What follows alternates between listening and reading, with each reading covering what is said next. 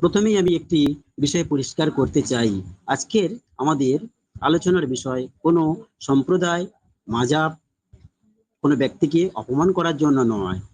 আমাদের উদ্দেশ্য হলো দলিল, ইতিহাস এবং কোরআনের আলোকে বিভিন্ন দাবিকে পর্যালোচনা করা। প্রিয় দর্শক, আল্লাহ তাআলা কোরআনে বলেছেন, তারা কি কোরআন নিয়ে গভীরভাবে চিন্তা করে না? যদি এটি আল্লাহ ছাড়া অন্য কারো পক্ষ থেকে হতো, তবে তারা এতে অনেক অসঙ্গতি পেত। সূরা নিসা আয়াত ৮২। আল্লাহ আরো বলেন,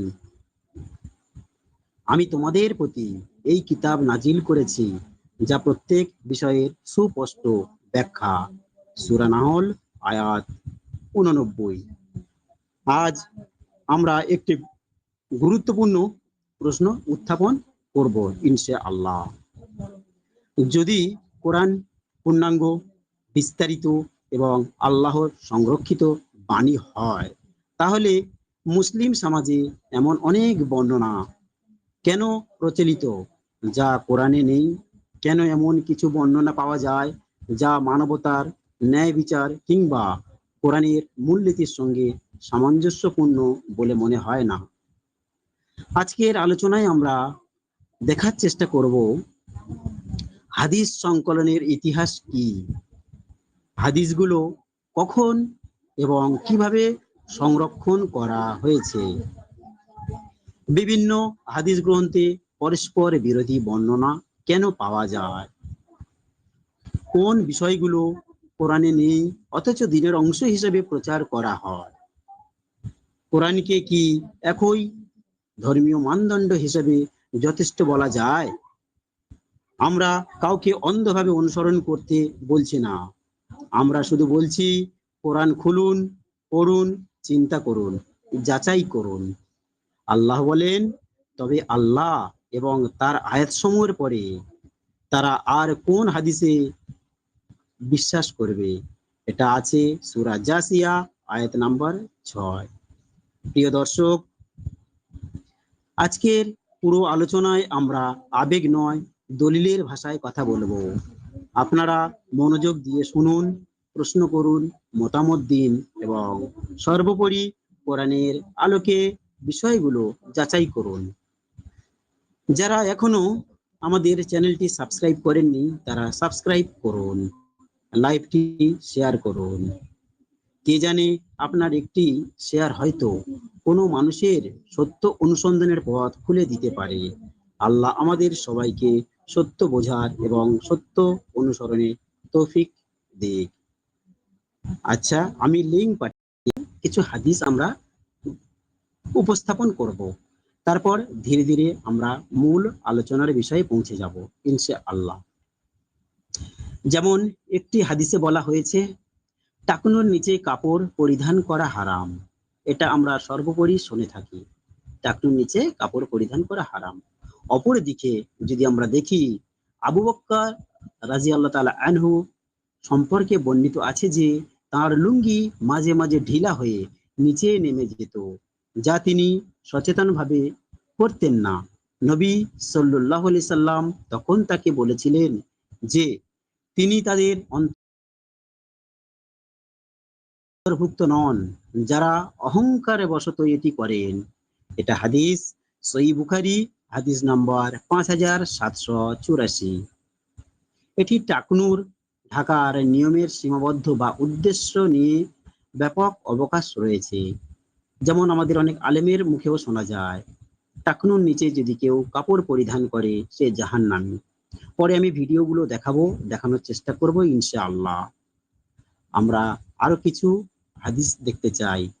যেমন একটা হাদিসে আছে, মা আয়েশা রাদিয়াল্লাহু আনহা এর উপর কুকুর ও গাধার প্রভাব একটি হাদিসে বর্ণিত হয়েছে যে নামাজের সামনে দিয়ে কুকুর, গাধা বা নারী অতিক্রম করলে নামাজ নষ্ট হয়ে যায়।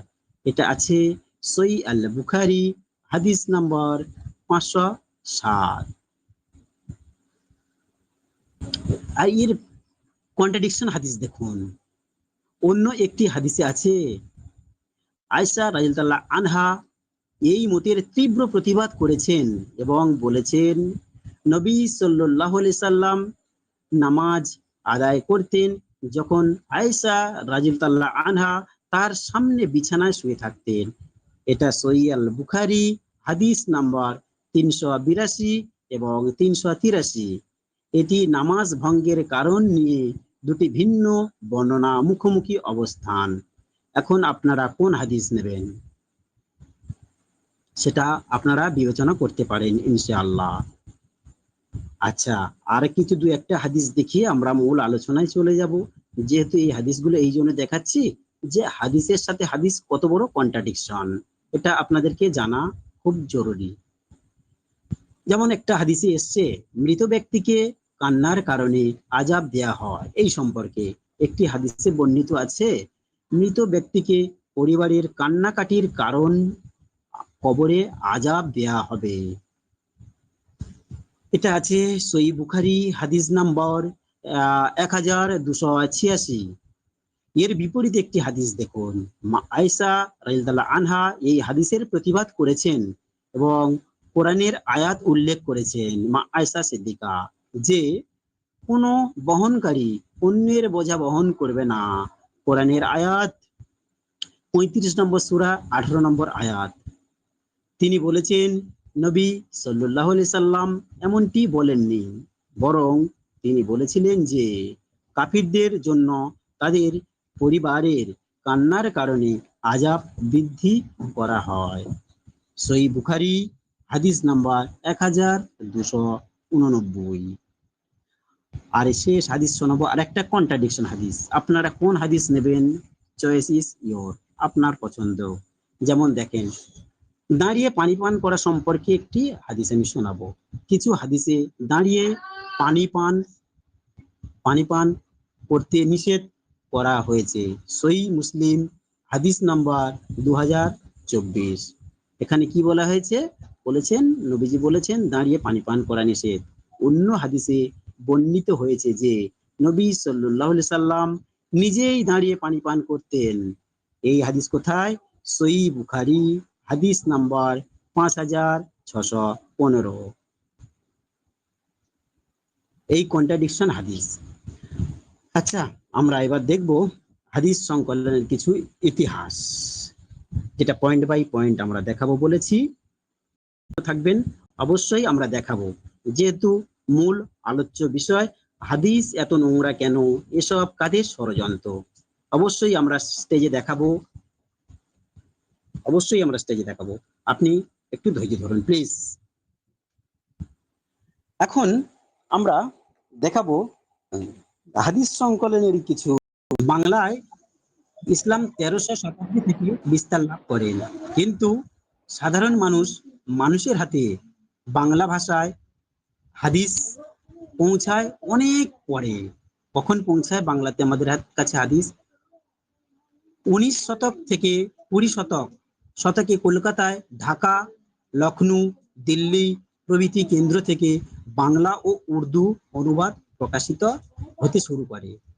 মাদ্রাসা, ওয়াজ মাহফিল ও মুদ্রিত বইয়ের মাধ্যমে বাংলা ভাষী মুসলমানদের মধ্যে হাদিস ব্যাপকভাবে ছড়িয়ে পড়ে।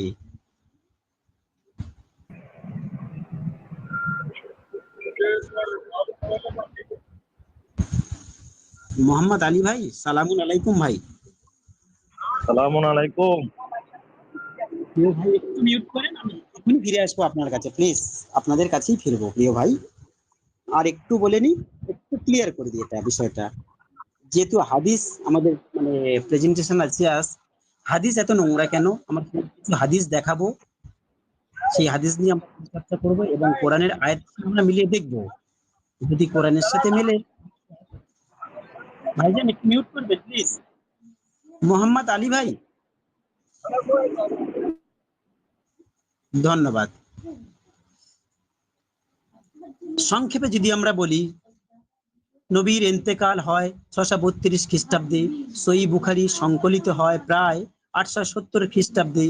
ভারত উপমহাদেশ হাদিস চর্চা ধীরে ধীরে বিস্তার লাভ করে আর সহিহ বুখারী প্রথম বড় মুদ্রিত সংস্করণ প্রকাশিত হয় 1851 থেকে 1854 খ্রিস্টাব্দে সাহারানপুরের আহমদী প্রেসে। এরপর 1872 সালে মিশরের বুলক প্রেস থেকে বিখ্যাত সংস্করণ প্রকাশিত হয়।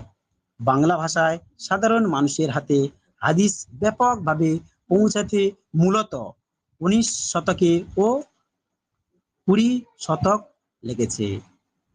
তারপরে এই হাদিস আমরা কিভাবে কোরআনের মতো মর্যাদা দিতে পারি? জি, সালামুন আলাইকুম আমির হোসেন ভাই।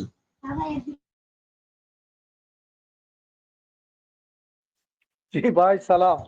আপনি অনেক ইতিহাস, অনেক লম্বা চূড়া। সবচেয়ে বড় জিনিস কি দেখেন, আমরা যারা কোরআন অনুবাদগুলো পড়েছি, যতটুকু জানতে পেরেছি, এতটুকুর মধ্যে আমরা বুঝতে পারতাছি যে যুগে যুগে অসংখ্য ভাবে এই যে লাহুয়াল যে শব্দটা, এটা মিথ্যা, প্রতারণা, ধোঁকাবাজি, পথভ্রষ্ট, যাই কিছু বলি, একটা লাউল শব্দটাই হচ্ছে একটা ব্যতিক্রম একটা শব্দ, যেটা কোনো পজিটিভ দিক বয় না। হ্যাঁ, তো এই যে হাদিসগুলো, এত অসংখ্য হাদিস এখনো পর্যন্ত কিন্তু হইতেছে আপনার। আপনি যেই বুখারী, তিরমিজি বা মেশকাত, সিয়াসাত্তার, এগুলো যেগুলো আপনি খুঁজে বের করেছেন, বা বুখারীটাই, তো এখনো কিন্তু অসংখ্য হাদিস সেইভাবে লিখতেছে, এবং এখনো তাদের কাছে সেই এলহাম আসতেছে। মানে মানে তাদের কাছে এখনো সেই ওহির সমতুল্য যে ইলহাম, সেটা এখনো আসতেছে।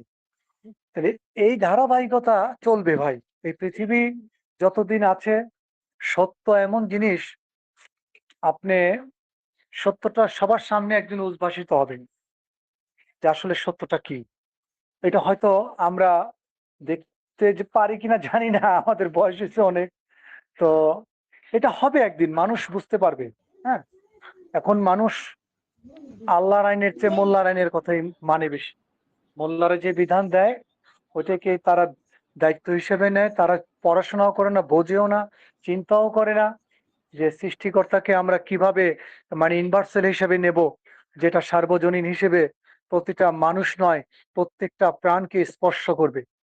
হ্যাঁ, তার বাণী, তার কথা, তার লেখা, সেই জায়গাটা আমরা হারিয়ে ফেলছি। আমার কাছে মনে হয় যে এটা আমরা যদি আরো 500,000 বছরের পিছনের দিকে তাকাই, এই ভারতবর্ষ হচ্ছে আমাদের প্রাচীন সভ্যতার দেশ।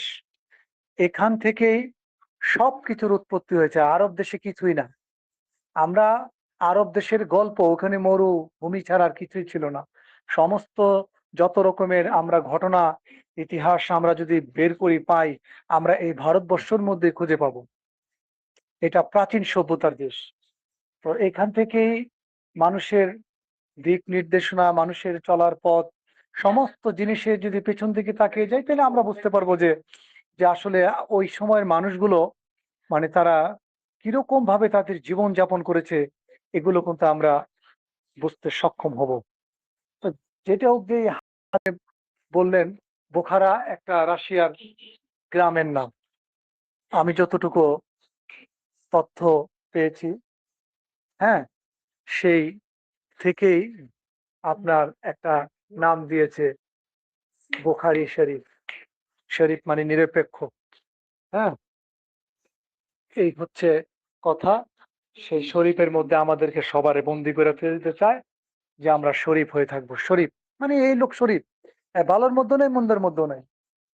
তো এই জন্য বুখারী শরীফ, তিরমিজি শরীফ মানুষের নাম, রাশিয়ার গ্রামের নাম, আবু দাউদ একটা মানুষের নাম। এভাবে ভাই অসংখ্য হাদিস হয়েছে, আরো হবে, অনেক হইতেছে এখন পর্যন্ত।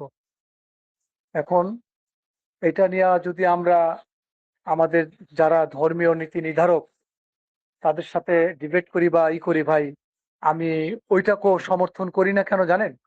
এতে মানুষের মনে ক্ষোভ প্রকাশ, জিদ সৃষ্টি হয়।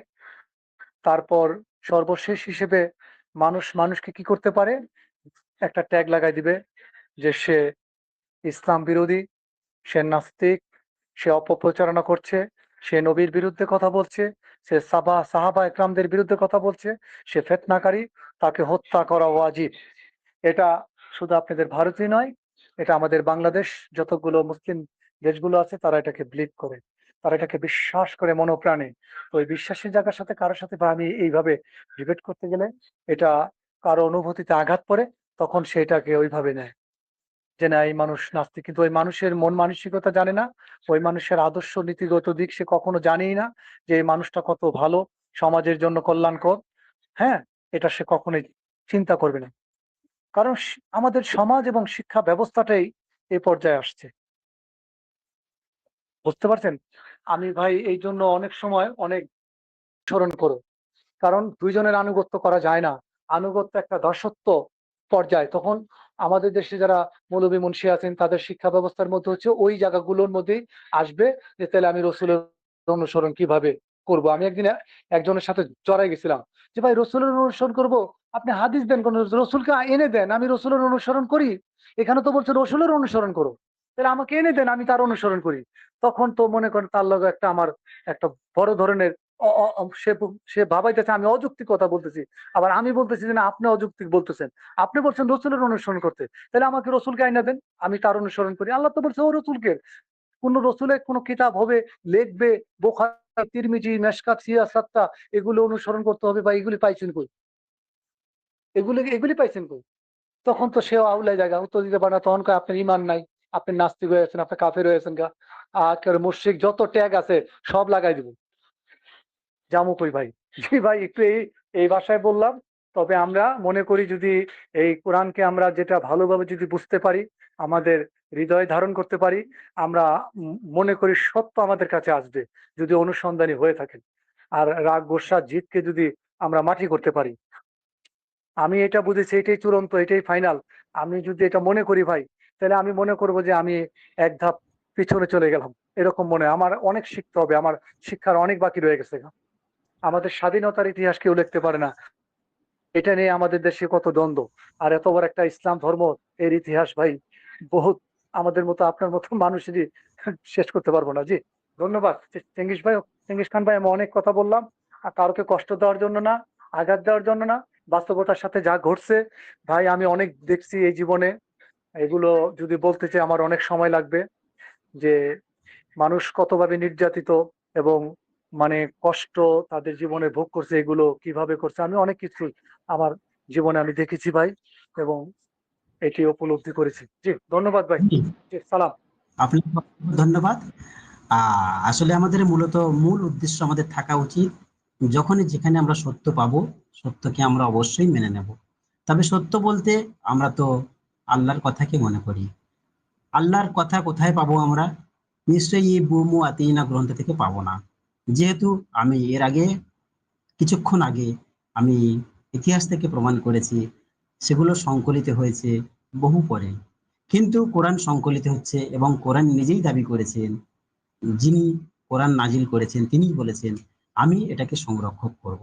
এই জিকির আমি নাজিল করেছি, এটা সংরক্ষণ করার দায়িত্ব আমার। তিনি নিজেই দায়িত্ব নিয়েছেন। তা বিধাতা যদি নিজেই দায়িত্ব নেন, আল্লাহ পাক যদি নিজে দায়িত্ব যেটা নিয়েছেন, সেটাকে আমরা নির্দ্বিধায় বিশ্বাস করতে কোনো সমস্যা নেই। কিন্তু যেটার দায়িত্ব কেউ নেয়নি, যদি বলা যায় এই যে বুমু আতিনা গ্রন্থগুলো, এই কথার দায়িত্ব কে নিয়েছেন, এমন কোনো কথা পাওয়া যায় না। যাই হোক, আমরা তর্কে জড়াবো না। যেটা সত্য হবে সেটা আমরা মেনে নেব। আমাদের ভাইরা এসছেন, ওনাদের সঙ্গে একটু কথা বলে নিন। আমাদের মোহাম্মদ আলী ভাই প্রথম থেকে বসে আছেন। জি আলী ভাই, সালামুন আলাইকুম। মোহাম্মদ আলী ভাই, সালামুন আলাইকুম। আসসালামু আলাইকুম। প্রিয় ভাই কেমন আছেন? আলহামদুলিল্লাহ ভালো আছি, ভালো আছেন? আলহামদুলিল্লাহ ভালো আছি। আপনাদের মাধ্যমে আরো বেশি ভালো আছি। আমি কিছু জিনিস জানতে চাই। হ্যাঁ হাদিস বলুন নিয়ে প্রিয় আমি ভাই। কথা বলবো। হাদিস তো আর আমি মানি না, এটা বলার কোনো কিছু নাই। আমি কিছু কথা বলতে চাই, যেমন কোরআনে আল্লাহ বলছে তোমরা শুধু আমার ইবাদত করো, শয়তানের ইবাদত করো। আর আমার প্রশ্ন হলো মানে এই শয়তানের ইবাদতটা কি আর আল্লাহর ইবাদত? আচ্ছা, এটা কি আপনার প্রশ্ন? হ্যাঁ, এটা কি আপনি প্রশ্ন করতে চাচ্ছেন? আপনার কি কিছু প্রশ্ন করতে চাচ্ছেন আমাদের, নাকি মানে বক্তব্য রাখতে চাচ্ছেন? প্রশ্ন বক্তব্য না, আমি কিছু জানতে চাই ভাই। প্রশ্ন মানে প্রশ্ন বলতে পারেন, কিছু জানতে চাই। কি জানতে চান বলুন হ্যালো, প্রিয় ভাই। হ্যাঁ, কি জানতে চান মানে বলুন। কোরআনে তো আল্লাহ বলছে যে তোমরা শুধু আমারই ইবাদত করো, শয়তানের ইবাদত করো না। মানে জি, আমার প্রশ্ন হলো, মানে আল্লাহর ইবাদতটা কি আর শয়তানের ইবাদতটা কি? আমরা কোন কাজ মানে করলে যেটা শয়তানের ইবাদত, আর কোন কাজ না করলে মানে আল্লাহর ইবাদত? আমরা জানি যে নামাজ, রোজা, হজ, যাকাত যেটি আছে এগুলো ইবাদত, মানে আমরা যেটা জেনে এসেছি। এখন আমি দেখছি যে না, এগুলো ইবাদত না, এগুলা মনে করো আল্লাহর কোনো ইবাদত না। তখন আপনার প্রশ্ন বুঝতে পেরেছি আমার প্রিয় ভাই, আপনার প্রশ্ন বুঝছেন না? প্রশ্ন হ্যাঁ, একটু মিনিট করুন, এবার কথা বলি আমি। আপনার প্রশ্ন বুঝতে পেরেছি। যেখানে বলেছেন তোমরা আমাকে ইবাদত করো, শয়তানের ইবাদত করো না। আমরা তাহলে হ্যাঁ, শয়তানের ইবাদত, ঠিক আছে। আপনার প্রশ্ন আমি লিখে রাখলাম। আমরা মূল আলোচনা করে নিই, আপনার কাছে আসবো। এই প্রশ্নের উত্তর আমার দেবো আরেকটা হ্যাঁ, আমার আরেকটা প্রশ্ন হলো সূরা হুমাজার যেটা বলছে যে তোমরা অর্থ সঞ্চয় করো না এবং গণনা করো না। এই প্রশ্ন রেখে দেখেন, এটার মানিটা কি? আচ্ছা, জি, বুঝতে পেরেছি। যেখানে হুতমা নামক জাহান্নামের কথা এসছেন, হ্যাঁ, যে হ্যাঁ, তোমরা সঞ্চয় করো না এবং বারবার সেটা মানে গণনা করো না, তাহলে আল্লাহ তোমাদেরকে হ্যাঁ। হুতামা নামক জাহান্নামে দেবে। হ্যাঁ, বুঝেছি ভাই, আপনার প্রশ্ন বুঝেছি। আপনার উত্তর দেয়া হবে। উত্তরটা তো সংক্ষেপে দেব না, একটু বিস্তারিত দেব, আমাদের আলোচনাটা এলোমেলো হয়ে যাবে। তাই প্রিয় ভাই, আপনার ওকে, প্রশ্ন ওকে, দুটো সব, আপনার প্রশ্নের উত্তর দেয়া হবে। জি প্রিয় ভাই, ওকে, আপনি আপনার একটু mute করুন। চালিয়ে যান। হ্যাঁ, আমাদের মধ্যে উপস্থিত আছেন আমাদের আক্তার উদ্দিন ভাই। সালামুন আলাইকুম। জি, সালামুন আলাইকুম। প্রিয় ভাই, কেমন আছেন? আলহামদুলিল্লাহ ভালো। আপনারা কেমন আছেন? আলহামদুলিল্লাহ ভালো আছি। আচ্ছা, সবার সঙ্গে কথা বলে নি। আক্তারউদ্দিন ভাই, আপনি তো বিস্তারিত আলোচনা করবেন, আমি কিছুক্ষণ পরে একটা ভিডিও দেখাবো। সেই ভিডিওর উপরে আমাদের আলেম শ্রেণীর মানুষ মানে কি বলে, তার উপরে কিছু আলোচনা করব। তারপরে আমরা কিছু আচ্ছা, হাদিস নিয়ে আসবো ইনশাআল্লাহ। আচ্ছা, জি, জি, জি, জি, জি। আমাদের আমাদের হাসান ভাই, সালামুন আলাইকুম। আব্দুল্লাহ হাসান ভাই। সালামুন আলাইকুম। জি প্রিয় ভাই, কেমন আছেন? আলহামদুলিল্লাহ, ভালো আছি। আপনি কেমন আছেন? আলহামদুলিল্লাহ ভালো আছি ভাইজান। আর সত্যি আপনার ওই বলতে যে আপনাদের আজকে অনুপ্রেরণে আমরা আরো বেশি ভালো থাকি। হ্যাঁ, বলেন। আপনার ওই যে টপিকস, যেটা আপনি ইয়ে করে লিখেছেন, টাইটেল, খুব সুন্দর একটা টাইটেল আজকে দেখতে পেলাম, যে কারণে যুক্ত হলাম। যে আসলে খুব বাস্তবসম্মত একটা টাইটেল দিয়েছেন, আর যুক্ত হওয়া দরকার, এটা মনে হলো, যে কারণে যুক্ত হলাম। তো আলোচনার শুরুতে একটু সুযোগ দিলে কথা বলবো, আপাতত আপনারা চালিয়ে যান। প্রিয় ভাই, আপনাকে সুযোগ দেয়া হবে। একটু সবার সাথে কথা বলি, ভিডিও আমি চালাবো, ভিডিও থেকে দেখবো, তারপরে একটা একটা করে হাদিস নিয়ে আসবো, আমরা খণ্ডন করার চেষ্টা করবো ইনশাআল্লাহ। যদি হাদিসটা আমাদের কোরআন যদি আমাদের সামর্থ্য করে যে হ্যাঁ এটা আমাদের নিতে হবে, কোরআন সেটা মানে সহযোগিতা করছে, কোরআনের সাথে যদি আমরা মিল পাই তাহলে নেব, সমস্যা কোথায়? জি প্রিয় ভাই, আমাদের আমাদের রোশন আলী ভাই এসছেন। সালামুন আলাইকুম রোশন আলী ভাই। জি ভাই, সালামুন আলাইকুম। কেমন আছেন চেঙ্গিস ভাই? আলহামদুলিল্লাহ প্রিয় ভাই, ভালো জি আছি। ভাই, আপনি জি কেমন? আপনাকে একটু শুভেচ্ছা। ভালো আছি। আমি শুধু আপনাকে একটু শুভেচ্ছা জানানোর জন্য যুক্ত হলাম। আমার কোনো কথা নেই, শুধু শুভেচ্ছা যে আপনি লাইভ শুরু করেছেন। হ্যাঁ, শুভেচ্ছা জানানোর জন্য একটু যুক্ত হলাম। আপনারা ভালোভাবে থাকেন, কথা বলেন, হ্যাঁ, সবারই মতামত শোনেন। শুধু মানে নিজেরা আলোচনা করলে তো হয় না, ভিন্ন মতের মানুষদের সাথেও আলোচনা করা উচিত। সেই পরিবেশটা তৈরি হওয়া দরকার। হ্যাঁ, এই পরিবেশটা আমাদের খুব অভাব। হ্যাঁ, মানে যে সমাজে বিতর্ক নেই, যুক্তিসঙ্গত বিতর্ক নেই, সেই সমাজকে কিন্তু বলা হয় মৃত সমাজ। অর্থাৎ একটা সমাজ যদি থেমে যায়, একটু সমাজ যদি তর্ক বিতর্কের ছেড়ে দেয়, তাহলে কিন্তু সেই সমাজে কোনো ডেভেলপমেন্ট হয় না। কাজেই একটা বিতর্কের পরিবেশ তৈরি করুন, সেভাবে কথা বলেন, আলোচনা করেন এবং যারা ভিন্ন মতের তাদেরকে সুযোগ দেন এবং আহ, মানে ঝগড়াঝাটি না করে যুক্তিসঙ্গত আলোচনা করার চেষ্টা করুন। এটাই আমার আপনাদের কাছে একটা প্রার্থনা আর কি বলতে পারেন। ধন্যবাদ ভাই। জি, ধন্যবাদ রোশন আলী ভাই।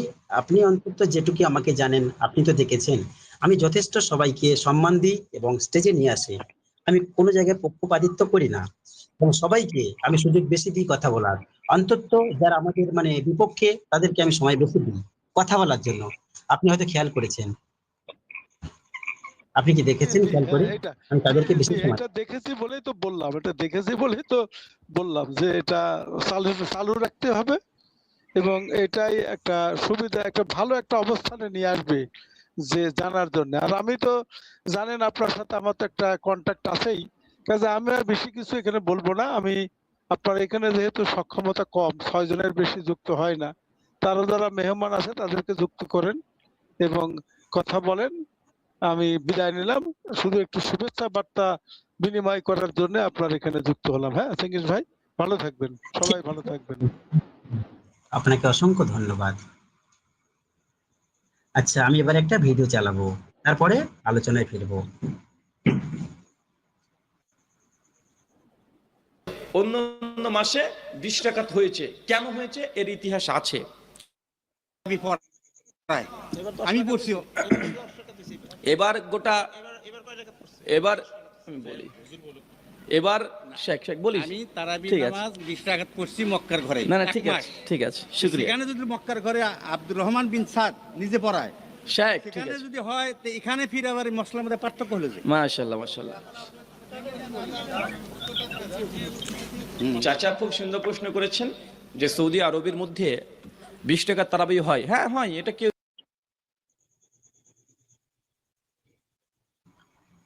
আক্তার, হ্যাঁ জি শুনছি শুনছি, হ্যাঁ শুনছি। একটু মনোযোগ সহকারে শুনবেন, আপনার কাছে ফিরবো যেহেতু। শুনুন, আচ্ছা আচ্ছা আচ্ছা আচ্ছা, আমি জি জি। চালাচ্ছি আমি। Use fit bottoms under just 499. These bottoms are from Flip. হয়েছে কি হয় নাই? হয়েছে। টোটাল 11 রাকাত নামাজ পড়েছে, 8 টাকার তারাবি 3 রাকাত বিতের, কখনো 10 টাকার তারাবি 1 রাকাত বিতের, আবার কখনো 8 টাকার তারাবি 2 রাকাত বিতের, আবার 1 রাকাত বিতের। মানে সৌদিতে 3 রাকাত বিতের পরে সিস্টেম কি 2 রাকাত পরে সালাম ফিরে দিয়ে আবার 1 রাকাত পরে। কথা বুঝতে পারছেন? তাহলে এবছরে সৌদিতে কত রাকাত হয়েছে? 8 টাকাত হয়েছে। অন্যান্য মাসে 20 টাকাত হয়েছে, কেন হয়েছে এর ইতিহাস আছে। আর ফিক্কের দিক থেকে যদি আমরা বলি, তারাবি হচ্ছে নফল নামাজ। কি বললাম? নফল নামাজ। সালাতুল লাইল মাসনা মাসনা, রাতের নামাজ 2 রাকাত 2 রাকাত 2 রাকাত করে যত ইচ্ছা তত পড়েন। 20 কেন 40 পড়েন না, কোনো সমস্যা নেই। কেন সৌদিতে প্রথম ওয়াক্তে 20 টাকাত হয়ে যাচ্ছে, শেষ ওয়াক্তে শেষ দশকে কিয়ামুল লাইল হয় না আবার রাতে বেলাতে, তখন তো ডবল হয়ে যাচ্ছে, হচ্ছে না? ডবল হয়ে যায়। এখানে মূল কথা তারাবি কত রাকাত সুন্নাত, কত টাকা জায়েজ এটা না। ওলামা ইমাম মালিক তো বলছে 39 রাকাত পর্যন্ত জায়েজ। এটা জায়েজ, এটা সুন্নাত, মাসালাকে বুঝতে হবে। কি বললাম? এটা জায়েজ, এটা সুন্নাত। আমরা বলি আপনি 1000 রাকাত তারাবি পড়েন না, সব জায়েজ। সালাতুল লাইল মাসনা মাসনা। কিন্তু কেউ যদি বলে 20 রাকাতই সুন্নাতে মুআক্কাদা, 20 রাকাতের কমে যদি কেউ 18 রাকাত পড়ে, তাহলে এই কথা বলা, এই আমল করা, এটা হয়ে যাবে বিদআত। কেন? উম্মতের কেউ বলেনি 20 রাকাতই সুন্নাত, কেউ 18 বলে তারাবি আদায় হবে না। এই কথাটাই আমরা বিরোধিতা করি। আমাদের বিরোধিতা কোথাকে দেখেন? আবার তারাই বলছে কেউ যদি 22 টাকার তারাবি পড়ে তারাবি হবে না। দালুম দেওবন্দের ফতোয়া আছে, আশরাফ আলী থানভী বেহেশতি জিওরের মধ্যে তারাবি অধ্যায় লিখে রেখেছে 20 টাকার তারাবি সুন্নাত, কেউ যদি 18 রাকাত পড়ে তারাবি নাকস হয়ে গেল, তারাবি হলো না। কথা বুঝতে পারছেন? আমাদের আহলে সুন্নাত কি বলি? 8 টাকার তারাবি এটাই সুন্নাত, এরপর 2 রাকাত 2 রাকাত যা ইচ্ছা পড়েন না। বিরোধ কোথায় দেখেছেন? সুন্নাত নিয়ে কত টাকা সুন্নাত এটা নির্ধারণ। জায়েজের মাসালা আপনি নিতে গেলে তো সবকিছু জায়েজ হয়ে যাবে, সবকিছু জায়েজ করে দেওয়া যাবে, কিন্তু সুন্নাত কোনটা? মুসলমান আমরা সুন্নাত গ্রহণ করবো না জায়েজ? সুন্নাত। এখানে হানাফি সম্প্রদায় আছে, আহলে হাদিসও আছে। গোটাল বাংলাদেশ ভারতবর্ষে প্রচুর পরিমাণ জি। হানাফির সংখ্যা অনেক বেশি। তে হানাফি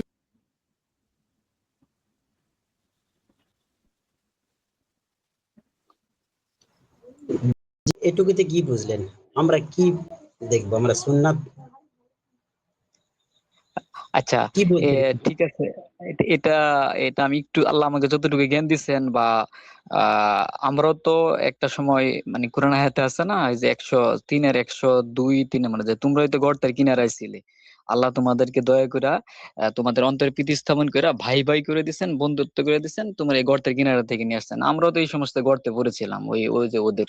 তো এই বিষয়টা আমরা তো বাংলাদেশ, ভারত, পাকিস্তান বা এই অঞ্চলে মানে ম্যাক্সিমাম লোক হানাফি মাযহাবের, কিন্তু যারা একটু সচেতন সত্য কোথায়, তারা পরবর্তীতে আহলে হাদিস বা হাদিস স্টাডি করে পরবর্তী একটা ধাপে কোরআনে আসছে, বা আমরাও এরকম। তো এই বিষয়টা আমি একটু শেয়ার করি এখানে। ওরা এই যে হানাফিরা হইলো 20 রাকাত, আর আহলে হাদিসরা হইলো 8 রাকাত। আচ্ছা, আবার এখানে 8 রাকাত পরে আবার আহলে হাদিসরা কিন্তু বেতের নামাজ 1 রাকাত, 1 রাকাত, 3 রাকাত, 5 রাকাত, 7 রাকাত, 9 রাকাত, এরকম ওদের হাদিসে এটা আছে। আর হানাফিরা 3 রাকাত বেতের, তা 8 রাকাত তারাবি, 3 রাকাত আপনার হইলো ওই যে মানে বেতের, অথবা 10 রাকাত পরে আর 1 রাকাত বেতের পরে, ইত্যাদি। এখন মজার বিষয় হইলো, হাদিস অনুযায়ী গেলে, হাদিস নাম্বারটা আমি ভুলে গেছি, আমি তো ওই যে নেটওয়ার্কের সমস্যা হয়ে থেকে আমি বাজারের কাছে টাওয়ারের কাছে আসছি, যে স্পষ্ট আছে তারাবি অধ্যায়ে রাসূল মাত্র 3 দিন তারাবির নামাজ পড়ছে। আচ্ছা, ওদেরটা যদি আমরা আমরা তো এগুলো মানি না, তো ওরা যেটা মানে ওদেরটা থেকে আমি দেখাচ্ছি। রাসূল ইতিকাফের সময় 3 দিন পড়ছে। তারপরে রাসূলের পরে প্রথম খলিফা আবু বকর আর পড়ে নাই জামাতবদ্ধ ভাবে। তো ওরাই বলে যে জামাতবদ্ধ ভাবে তারাবির নামাজ এটাকে অর্থাৎ উমর রাদিয়াল্লাহু আনহু চালু করছে। এখন যে ব্যক্তি বলে যে উমরদেরকে দেখছি তারাবির নামাজ এত রাকাত পড়তে, ওই ব্যক্তির জন্মকাল, ওই ব্যক্তির সময় আর উমর রাদিয়াল্লাহু আনহুর সময় কিন্তু মিলে না। যেমন আমি আপনি যদি, আমরা যদি বলি যে নবাব সিরাজউদ্দৌলাকে দেখেছি এরকম করতে, এটা কি মিলবে? কখনোই না। হ্যাঁ, নবাব সিরাজউদ্দৌলা ছিল, কিন্তু আমাদের সময়টা আরো 200 বছর আগে। আমি যদি এখন বলি যে আইয়ুব খানকে দেখেছি এরকম করতে, মোহাম্মদ আলী জিন্নাহকে, এটাও মিলবে না, কারণ ওই সময় তো আমার জন্মই হয় নাই।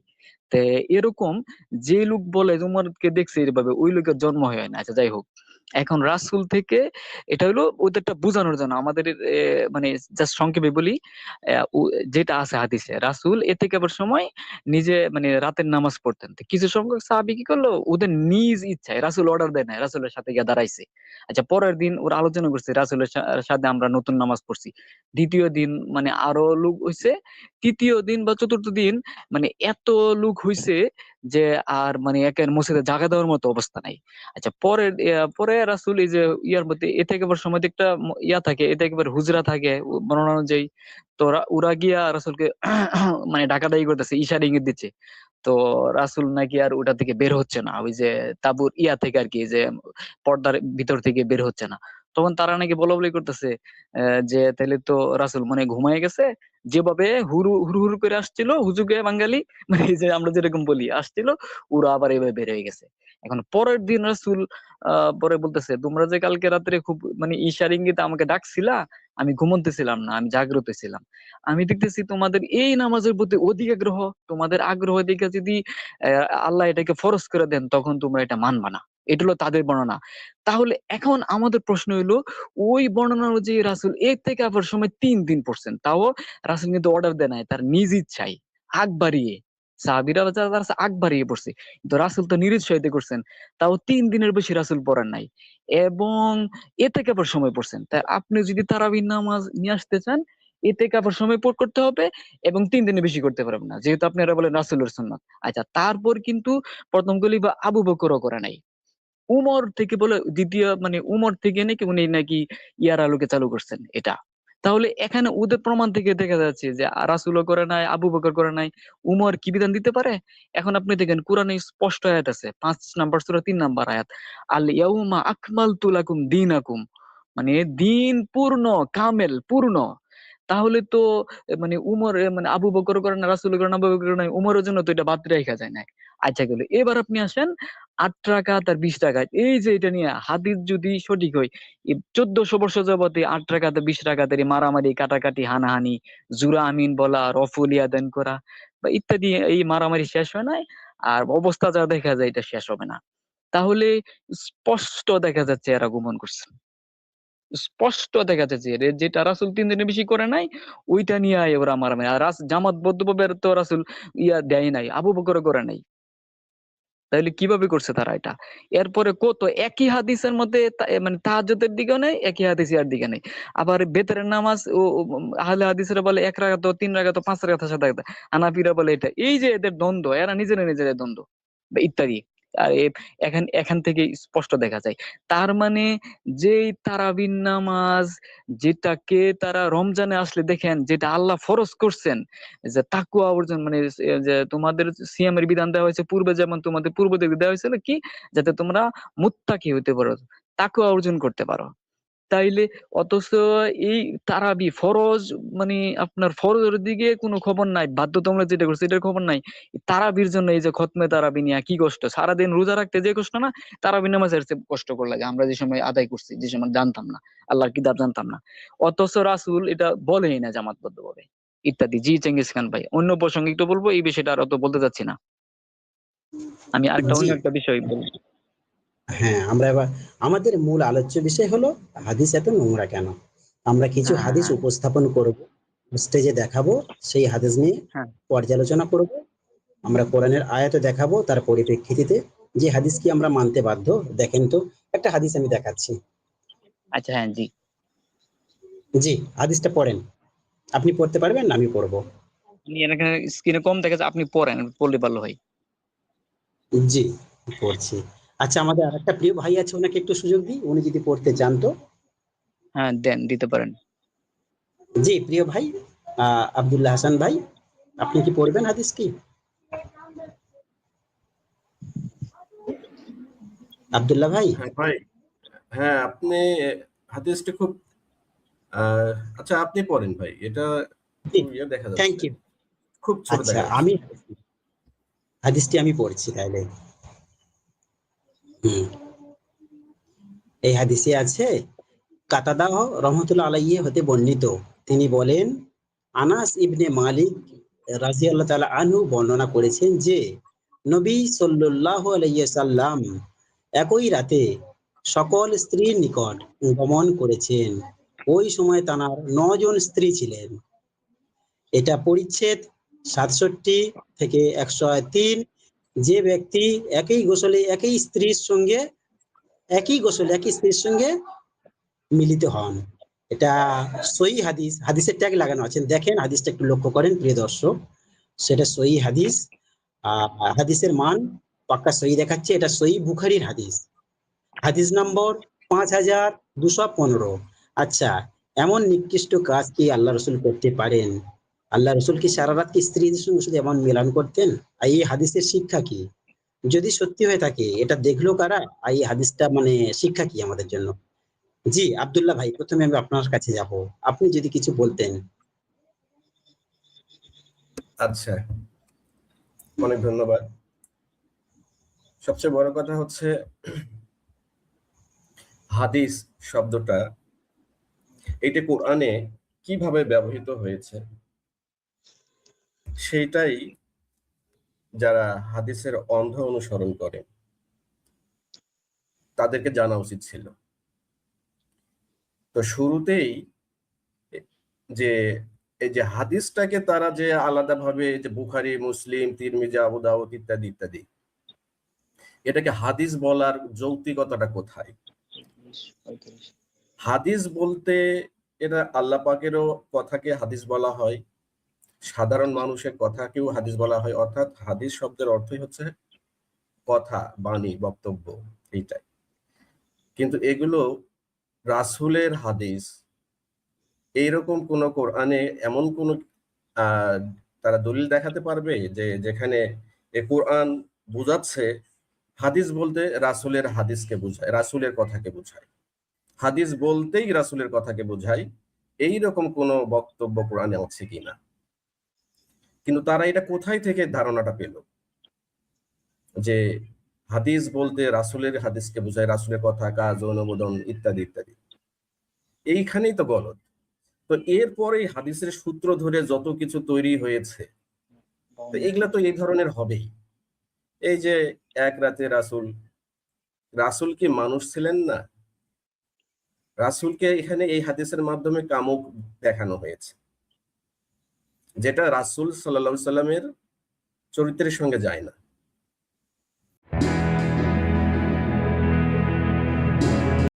আমার নবীর আমার নবীকে নিয়ে কি ধরনের মানে কথা তৈরি করা হয়েছে, এটা কি আকল খাটালেও তো এটা বোঝা যায় যে হাদিসটা আসলে মানে এটা কতটুকু সত্য।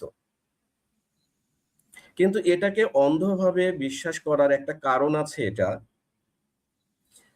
হাদিসের একটা দিয়ে দেওয়া হয়েছে, যে টাইটেল বা একটা সার্টিফিকেট দেওয়া হয়েছে সহি। এই সহি সার্টিফিকেটটা কে দিয়েছেন? সম্ভবত ওই যারা হাদিস সংগ্রহ করেছেন তারাই দিয়েছেন। তো হাদিস সহি সার্টিফিকেটটা দেওয়ার কারণেই এখন যারা আলেম উলামা নামে পরিচিত আছেন তারা মনে করেন যে উনি তো অনেক বড় আল্লাহর ওলি, উনি যেটা এই সহি বলে গেছেন সেটাকে নিয়ে একটু চিন্তা ভাবনা করাও যেন ঈমান নষ্ট হয়ে যাবে। এই জন্য তারা চোখ বন্ধ করে এই হাদিসগুলো মানে কি করব, এই হাদিসগুলো তারা খাচ্ছে। আর এইটার সুযোগ নিয়েছে ইহুদি খ্রিস্টানের মিশনারিজরা। তারা জানে যে যদি মুসলিম বা এই সিয়াসিত্তার মধ্যে যদি কোনো হাদিস বিকৃত করা হয় বা কোনো হাদিস প্রবেশ করানো হয়, সেটা মুসলিমরা খাবে। যে কারণে এই হাদিসগুলো যুগ যুগ ধরে এখনো আছে এবং চলতেইছে। এগুলোই মানে তারা মানে প্রচার করতেছে, মানে প্রচারিত হচ্ছে। তো হাদিসের বিষয়ে যে এই যে সহিহ বিষয়টি, এটা কখনোই আসে না। হাদিস যে পদ্ধতিতে সংগৃহীত হয়েছে সেই পদ্ধতিটাই হচ্ছে যে এ ওর থেকে শুনেছে, এ ওর থেকে শুনেছে, সে তার থেকে শুনেছে, এইভাবে। অর্থাৎ মূল কথা হচ্ছে শোনাশুনির উপরে। কিন্তু একজন মানুষ আর একজন মানুষের কখনো ইমানের গ্যারান্টি দিতে পারে না, আকীদার গ্যারান্টি দিতে পারে না। এটা ইসলাম সম্মত না। অথচ সেই পদ্ধতিতেই হাদিস সংগৃহীত হয়েছে এবং সেটাকে দলিল আখ্যা দেওয়া হয়েছে। আবার একজন মানুষ আর একজন মানুষের স্মৃতিশক্তিরও গ্যারান্টি দিতে পারে না, অথচ সেই পদ্ধতিতেই কিন্তু হাদিস সংগৃহীত হয়েছে, যেটা ইসলাম সাপোর্ট করে না। এইসব পদ্ধতি অনুসরণ করেই আজকে হাদিসকে দলিল বানানো হয়েছে কোরআনের পাশাপাশি, যেটা ইসলামের জন্য সব থেকে বেশি হুমকি। তো হাদিসের ওরা যদি এটুকু করতে পারতো যে সহি না বলে, সহি শব্দের অর্থ হচ্ছে নির্ভুল, যদি বলতো যে নির্ভরযোগ্য, তারপরেও একটা কথা থাকে নির্ভরযোগ্য।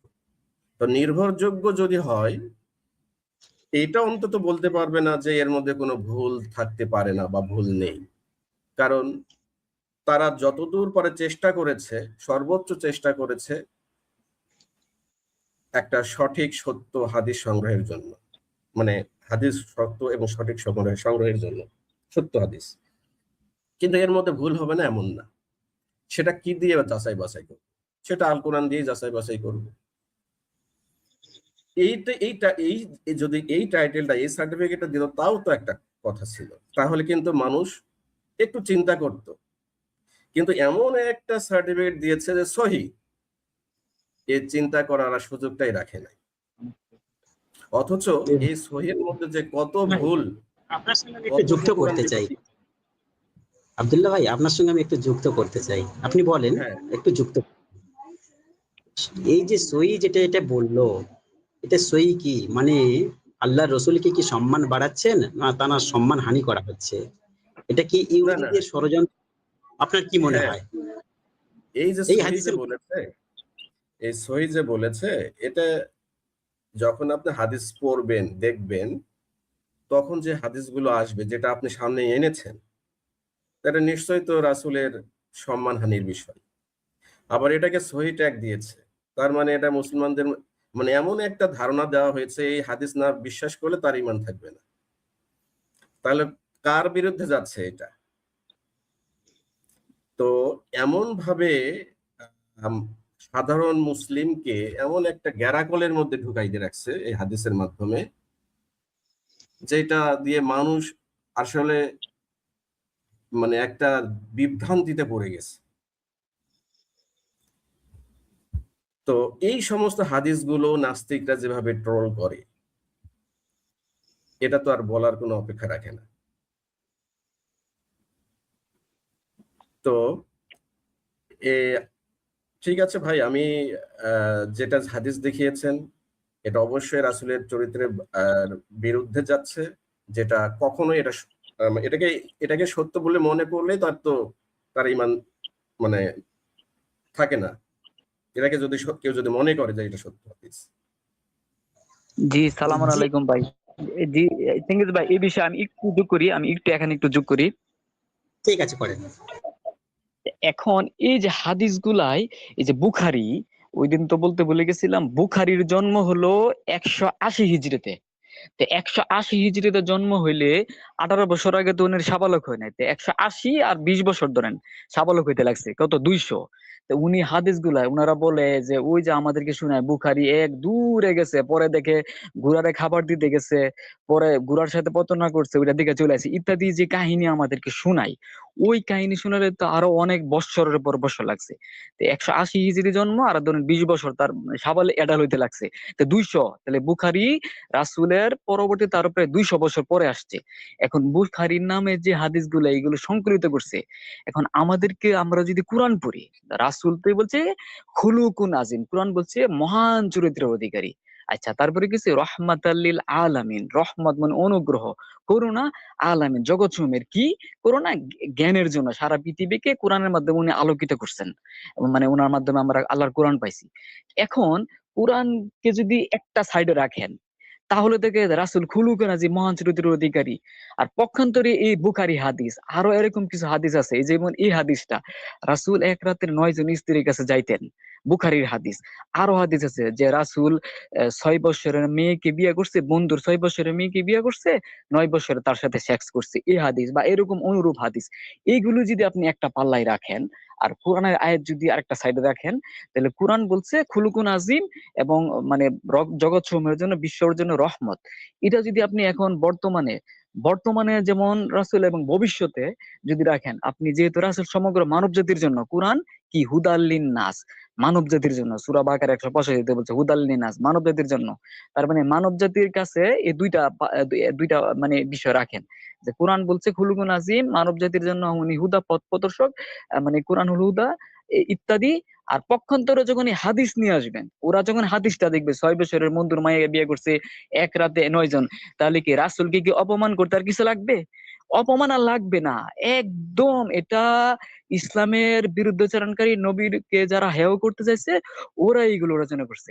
এখন যারা এই এই এই এই যে ইয়াজিদ মুয়াবিয়া পন্থী যারা আছে, তারা ইতিহাসের আলোকে স্পষ্ট, যেহেতু আপনি হাদিস মানে ইতিহাস, কোরআন তো আল্লাহ বলছে আহসান আল হাদিস, সূরা জুমারের 23 নম্বর আয়াতে কি বলছে? আহসান আল হাদিস, যেটা পূর্ণ পাঠ করলে হৃদয় দেহ মন বিনম্র হইয়া আল্লাহর স্মরণে ঝুঁকে পড়ে। আর সূরা লুকমানের 6 নম্বর আয়াতে আল্লাহ কি বলছে? লাহু আল হাদিস, অসার কথাবার্তা। যেগুলো অসার কথাবার্তা, যে এই যে এইগুলো শুনলে অসার কথাবার্তা, তারা এইগুলোই মানে নিয়ে আসে। এখন রাসূলকে অপমান করার জন্য এইগুলো যখন দেখে যে ইন্ডিয়ার এক মহিলা কিছুদিন কয়েক বছর আগে যে বিশাল আন্দোলন হয়েছিল, বা এরা এই যে রাসূলকে অপমানের, এরা যখন এইগুলো পড়ে, তখন কিন্তু অটোমেটিক্যালি এটা অপমান আসবে। আমরা যদি কোরআন পড়া না থাকতাম, আমার সামনে আপনার সামনে যদি এই বিষয়ে আমরা জানতাম না, একজন কেউ নিয়ে আসে যে বন্ধুর 6 বছরের মেয়েকে বিয়ে করছে, এক রাতে 9 জন স্ত্রীর কাছে যায়, তাহলে সে কোনো মানুষ হইলো? মাআযাল্লাহ, আল্লাহ ক্ষমা করো। কিন্তু আমরা তো কোরআন পড়ে জানছি এইগুলো সব রাসূলের মানে 200 বছর পরে এগুলো সংকলিত হয়েছে। এখানে একটা বিষয় কিন্তু ইতিহাসে আনতেই হবে, এটা না আনলে নয়, যে মানে আপনার এই যে রাসূলকে যারা দেশ থেকে বিতাড়িত করছিল, ইতিহাসের কোরআনেও আছে যে মুমিনদের একটা দল কিন্তু অপছন্দ করছিল যখন রাসূলকে দেশ থেকে বিতাড়িত করছে। ইতিহাসের লোক আমরা জানতে পারি কে? এই যে আবু সুফিয়ান, তার স্ত্রী হিন্দা, আবু সুফিয়ানের ছেলে মুয়াবিয়া, মুয়াবিয়ার ছেলে ইয়াজিদ বা এই যে উতবা সাইবা গং। আচ্ছা, পরবর্তীতে রাসূলের জামানা গেল, খোলাফায়ে রাশিদিনের জামানা গেল, মুয়াবিয়ার জামানার পরে কারবালার প্রেক্ষাপটে। এখন এখানে কেন ইতিহাসটা নিয়ে আসতে হয়? এই হাদিস সংকলনের বা এইগুলোর ইয়ার মূল যে গুড়া যেখান থেকে, এটা অবশ্যই লাগবে। ইসলামের ইতিহাসের লোক আছে, বাংলাদেশ মাদ্রাসা এডুকেশন বোর্ড সহ প্রত্যেকটা আছে ইসলামী ইতিহাসে, আমরাও পড়ছি, সকলে আপনারা পড়ে দেখতে পারেন প্রুফে, যে কারবালার যে হত্যাকাণ্ড রয়েছে। এখনো কিন্তু আমাদের দেশে যারা কওমি দেওবন্দের সিলেবাসে যে মাদ্রাসাগুলো ছিল কওমি, এরা কিন্তু ইয়াজিদের পক্ষে, এবারে ইয়াজিদ হুসাইনকে হত্যা করতে চায় নাই। এখন কারবালার মানে প্রান্তরে যে হুসাইনের দুজনকে নির্মম ভাবে হত্যা করাইছে, এখন উনাকে শুধু একা হত্যা করে নাই, মুসলমান সমস্ত।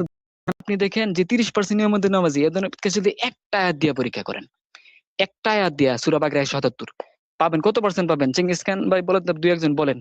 যারা মানে 30% যে নামাজি, এদেরকে সূরা বাকরা 177 নম্বর আয়াতে যে কাজগুলো বলছি, এখানে কত পার্সেন্ট পাওয়া যাবে? অথচ আল্লাহ এদেরকে মুত্তাকি বলছে। চেঙ্গিস ভাই বলেন তো, কত পার্সেন্ট পাওয়া আমি যাবে এই আয়াতে?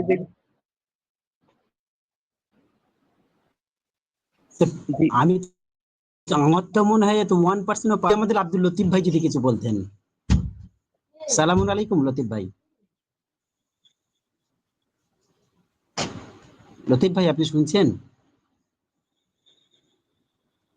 যাক, উনি হয় সম্ভবত ব্যস্ত আছেন, কিংবা ওনার নেটওয়ার্কে কোনো ডিভাইসে কোনো সমস্যা। অন্য ভাইকে জিজ্ঞাসা করেন যে সূরা বাকরা 177 নম্বর আয়াতে একটা বলা রাখতে, আর 30% নামাজে দিয়ে একটা বলা রাখতে, কত পার্সেন্ট পাওয়া যাবে এই কাজ? আমাদের প্রিয় লতিফ ভাই কথা বলবেন। জি লতিফ ভাই। জি, সালামুন আলাইকুম। তো আশা করি ভালো আছেন। আব্দুল্লাহ ভাই কেমন আছেন? আলহামদুলিল্লাহ। কি বলেন? লতিফ ভাই, কেমন আছেন আপনি? এই তো আলহামদুলিল্লাহ ভালো আছি। আপনাকে যুক্ত হয়েছেন দেখে খুব ভালো লাগতেছে, একটু সাহস পাচ্ছি। না, অ্যাকচুয়ালি আমার ডিউটিটা একটু বেড়ে গেছে। আজকে 11টায় ছুটি হয়েছে, গতকালকে 10টায় ছুটি হয়েছে, যার কারণে আমিও সময় দিতে পারি না বা সময় ম্যানেজ করতে পারতেছি না। যাই হোক, দুদিন থেকে দেখি নাই আপনাকে। তো হ্যাঁ, আচ্ছা ভাই, আগামীকালকে তো একটা লাইভ আছে এই আপনার। প্রসঙ্গটা আবার ভুলে যাবো। এই যে মানে সমাজে প্রচলিত যে 30% যারা নিয়মিত 5 ওয়াক্ত নামাজ পড়ে, আমাদের সমাজ মানে আমাদের এই উপমহাদেশে এদেরকে ভালো মানুষ বলে জানে, এদেরকে একটা পাল্লায় তুলতে, আর সূরা বাকারা 177 নম্বর আয়াতে আল্লাহ যে কাজগুলাই বলছে, 5টা বেশি পেতে ঈমান আনলে, আর এই যে 10টা কাজ, এই কাজ এখন এই যারা 5 ওয়াক্ত নামাজি এদের মধ্যে এই কত পার্সেন্টের মধ্যে এই কাজগুলো পাওয়া যাবে? অথচ এই কাজগুলো না করলে মুত্তাকি হতে পারবে না, আর মুত্তাকি না হলে কোরআন থেকে হুদা পথ নির্দেশনা পাবে না। কত পার্সেন্টের মধ্যে এই কাজটা পাওয়া যাবে, এই কাজগুলো পাওয়া যাবে সূরা বাকারা 177 নম্বর আয়াতের? যে একটু মন্তব্য করতেন যদি আপনারা। আমি আরেকটু পরে আর দুই একটা বিষয় বলে পরে আমি শেষ করবো, আপনারা বলবেন। আচ্ছা, এখানে আপনার মন্তব্যে ওই বিষয়টা আমি বলবো। এখানে আজকের যে বিষয়টা, সেই জায়গায় একটু আমার মনে হয় একটু বলা দরকার। কারণ একজন কমেন্ট করছে, দেখলাম যে কয়টা নোংরা হাদিস দেন, এরকম কিছু কথা বলছে। জি আমরা লতিফ দিচ্ছি, তো কিন্তু যাই হোক, একটা হাদিসের আপনি আলোকে ঠিকই কিন্তু বলেছেন। নোংরা একটা হাদিস আনা হয়েছে। ওই হাদিসের আলোকে আমরা মানে মুত্তাকি কারা, মানে হাদিস কি মানাইছে আর আল্লাহ কি বলছিল, এটা কিন্তু আমাদের বেসিক।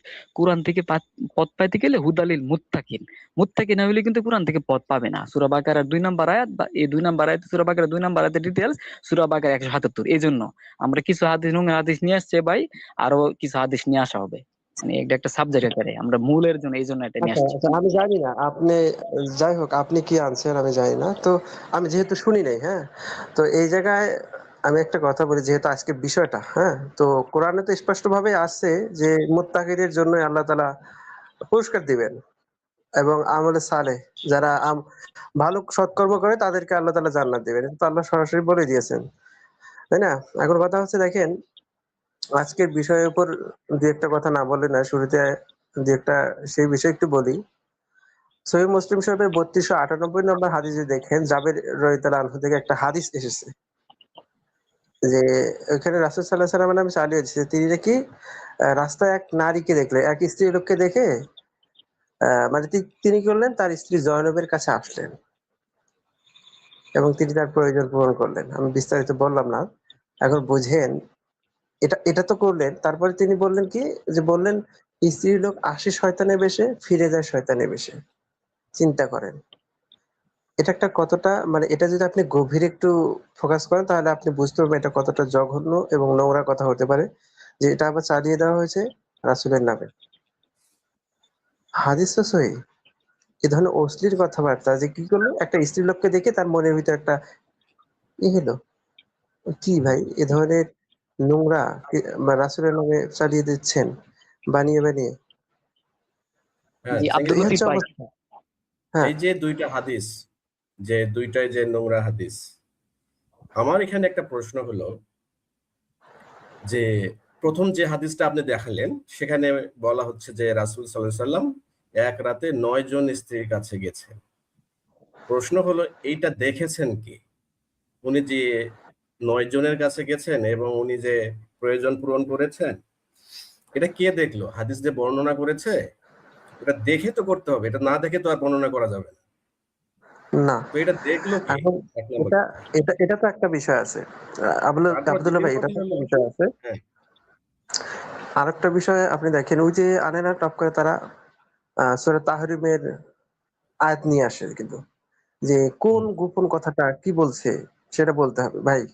এটাও তো একটা নোংরা বিষয়, যে হুম, আপনি হুম, কেন তার হাজবেন্ড ওয়াইফের মধ্যে আপনি গোপন বিষয় কেন আপনি জানতে যাবেন, কেন আপনি তালাশ করবেন, ঠিক আছে না? তো এরকম আরো একটা বিষয় আছে যে পর্দার বিষয়, যে একটা হাদিস আছে পর্দার বিষয়ে, এটাও কিন্তু একটা নোংরা জঘন্যতম একটা হাদিস।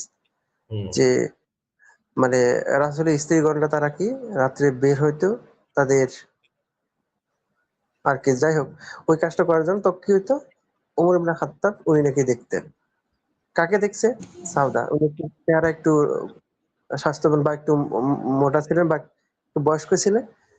তো ওনাকে এই যে বিষয়টা দেখেন, যে রাসূলের স্ত্রীরা তারা বের হচ্ছে, আরেকজন দেখতেছে, লক্ষ্য করতেছে। দেখেন তা এই লতিফ কারণে ভাই, একটা হলে হ্যাঁ বলেন। ভাই আপনি আলোচনা করেন। আচ্ছা, আরেকটা আমি হাদিস দেখাই, এই হাদিসটা তাহলে আপনি কি বলবেন? আপনি তো যেহেতু অনেক হাদিস জানেন, এই হাদিসটা একবার পড়বেন। দেখেন, এই সমস্ত হাদিসকে আবার সহি ট্যাগ দেয়া আছে। এই হাদিস না মানলে আবার হ্যাঁ আমরা আমি কাফের জানি। হব, তালাক হয়ে যাবে। বলেন, আপনি কিছু যদি বলেন, আপনি পড়বেন না আমি পড়বো? ও আচ্ছা, দুধ পা নাকি তুমি তাকে দুধ পান করিয়ে দাও। হ্যাঁ এই হাদিসটা আমার পড়া আছে, এই হাদিসটা আছে। তারপরে মজার বিষয় হচ্ছে আরেকটা আমার কাছে রেফারেন্স আছে, যে আমরা জানি যে বড় পীর আব্দুল কাদের জিলানী, মানে পীরদের সবচেয়ে বড় পীর হচ্ছে কি আব্দুল কাদের জিলানী। তিনি কি করছে, এই রেফারেন্স আছে, তিনি স্বপ্নে কি করছে, আম্মা জান আয়েশা দুধ পান করছে, চিন্তা করেন, স্বপ্নে। এবং রাসূল নাকি বলতেছে তার বলে সন্তান বা ছেলে, চিন্তা করেন। এই ধরনের আরো অনেক নোংরা হাদিস আছে। এছাড়াও ফাতোয়া আলমগীরের মধ্যে যদি যান সেখানেও আপনি নোংরা পাবেন। ফাতোয়া আলমগীরের ২য় খণ্ডের, আবার যদি ভুল না হয় ১৪০ পৃষ্ঠাতে আছে, না ১৩০ পৃষ্ঠা, সম্ভবত ১৩০ পৃষ্ঠায় পাবেন।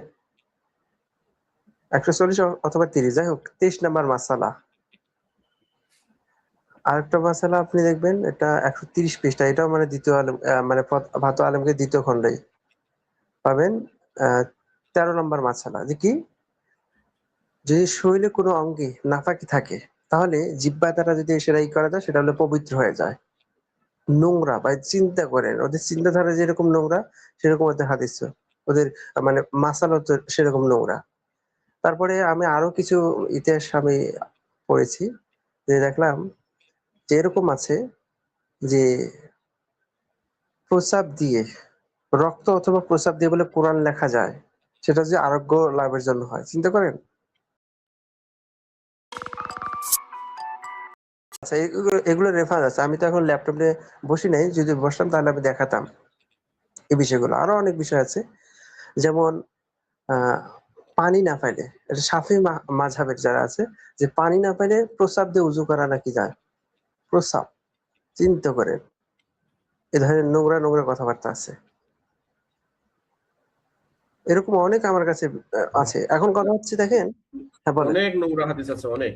হ্যাঁ, এগুলো হ্যাঁ এগুলো এগুলো আমি একটু করে করতেছি, ওই যে সংগ্রহ রাখতেছি, মানে মানে নাম্বার গুলো সংগ্রহ করতেছি, যে নোংরা হাদিস গুলো। হম। তার মধ্যে সব থেকে বড় নোংরা হাদিস যেটা, যুদ্ধবন্দী দাসী সহবত। অথচ এটা কিন্তু এখন মিথ্যা প্রমাণিত হচ্ছে, মানে হয়ে গেছে অলরেডি, মিথ্যা প্রমাণিত হয়ে গেছে। তো এটা নিয়ে একদিন আলোচনা করব, আমি করব। আর আজকে আমি একটা সিম্পল একটা হাদিস দেখাচ্ছি। হাদিসটা আমি নিয়ে আসতেছি, হ্যাঁ, আপনারা একটু দেখেন।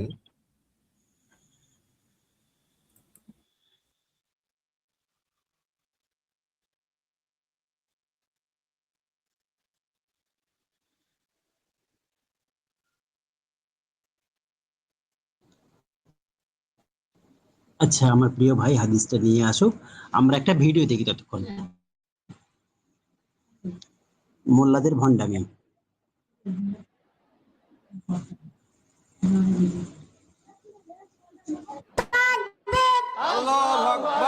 আরেক ভাই 300 টাকা কবুল করে দাও রে বাবা, কবুল করে দাও। তাদের খবর মদিনাতে পৌঁছাইয়া দাও। দানকারীরা দাদা দাদি নানা নানির কবরে আযাব দিও না।